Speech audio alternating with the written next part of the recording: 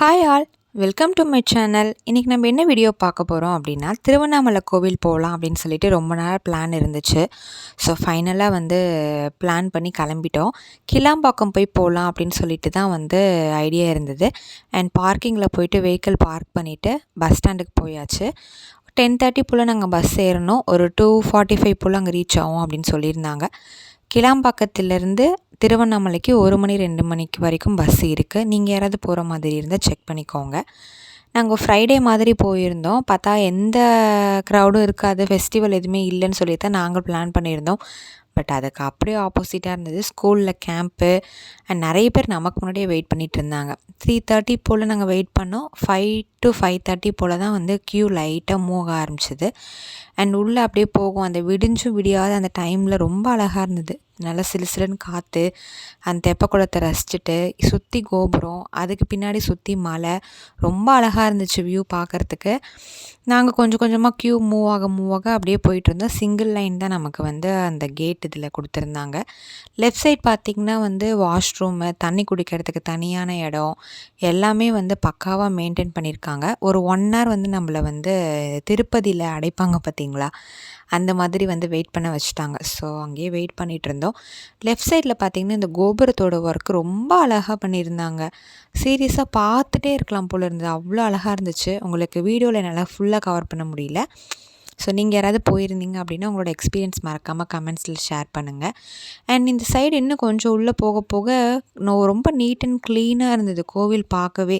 சுற்றி கோபுரம், அதுக்கப்புறம் சாமியோட ட்ரெஸ்ஸு எங்கெங்கே வைப்பாங்க, அவரோட திங்ஸ் அரேஞ்ச் பண்ணுற இடம், மடப்பள்ளி, அதுக்கப்புறம் கல்வெட்டுகள் அங்கங்கே சுத்தமான தமிழ் லெட்டர்ஸில் எழுதியிருக்கிறது எல்லாமே வியூ அழகாக இருந்துச்சு. ஒரு இளம் வெயில் சொல்லுவாங்க பார்த்திங்களா, அதுக்கு முன்னாடியே நாங்கள் அண்ணாமலையார் சன்னதிக்கு ரீச் ஆகிட்டோம். பார்த்திங்கனாலே உங்களுக்கே தெரியும், உள்ளே மொபைல் ஃபோன் அலௌடு கிடையாது. ஓரளவுக்கு தான் வீடியோ எடுக்க முடியும். ஸோ நாங்கள் கொஞ்சம் கொஞ்சமாக அப்படியே உள்ளே மூவ் ஆகிட்டு ஜஸ்ட்டு ஒரு ஒரு 2 seconds தான் சிவனை பார்க்க முடிஞ்சுது.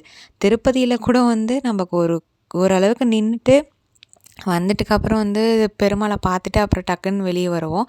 இங்கே அப்படியே போக போக க்ராஸ் பண்ணிவிட்டு பார்த்துட்டு அப்படியே டக்குன்னு வெளியே வர மாதிரி தான் இருந்துச்சு.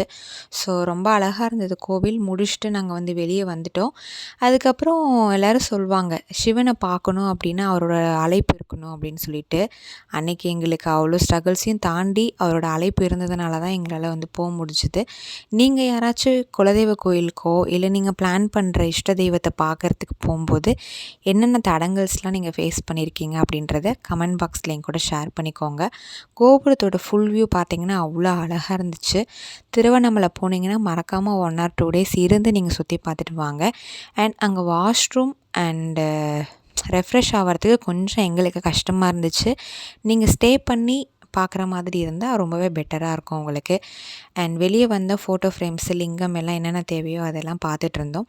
எல்லா திங்ஸுமே ரொம்ப அழகாக இருந்துச்சு. தேவையானதெல்லாம் நாங்கள் வாங்கிட்டு அதுக்கப்புறம் என்ட்ரன்ஸ்க்கு வந்ததுக்கப்புறம் அங்கே மூலிகை சாம்பிராணி வச்சுருந்தாங்க.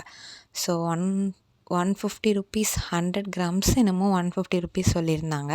ஸோ புதுசாக ட்ரை பண்ணி பார்ப்போமே அப்படின்னு சொல்லிட்டு நாங்கள் அங்கேருந்து அதையும் வாங்கிட்டோம். ஸோ எல்லாமே கலந்து கொடுத்துருந்தாங்க. அதை வீட்டில் நீங்கள் போய் மிக்சியில் பவுடர் பண்ணிக்கோங்க அப்படின்னு சொல்லி தான் கொடுத்தாங்க. ஸோ நீங்கள் யாரெல்லாம் வாங்கியிருக்கீங்கன்னு தெரியலை. ஸ்மெல் உண்மையிலேயே ரொம்ப நல்லாவே இருந்துச்சு. அதுக்கப்புறம் நாங்கள் சாம்பிராணி அப்படியே வாங்கிட்டு வெளியே வந்தோம். அங்கே ஒரு பெருமாள் கோவில் இருந்துச்சு. சுற்றி பார்த்திங்கன்னா அந்த மலையோட வியூ பார்க்க ரொம்ப அழகாக இருந்துச்சு. அண்ட் கோவிலுக்கு போயிட்டு வழியில் இருக்கிற எல்லா சாமியும் நாங்கள் தரிசனம் பண்ணிவிட்டு டிஃபன் அங்கேயே நாங்கள் கம்ப்ளீட்டாக சாப்பிட்டு முடிச்சுட்டு திரும்ப சென்னைக்கு ரிட்டன் கிளம்பிட்டோம். இன்னொரு வீடியோவில் உங்களை எல்லோரையும் நான் மீட் பண்ணுறேன். பாய்.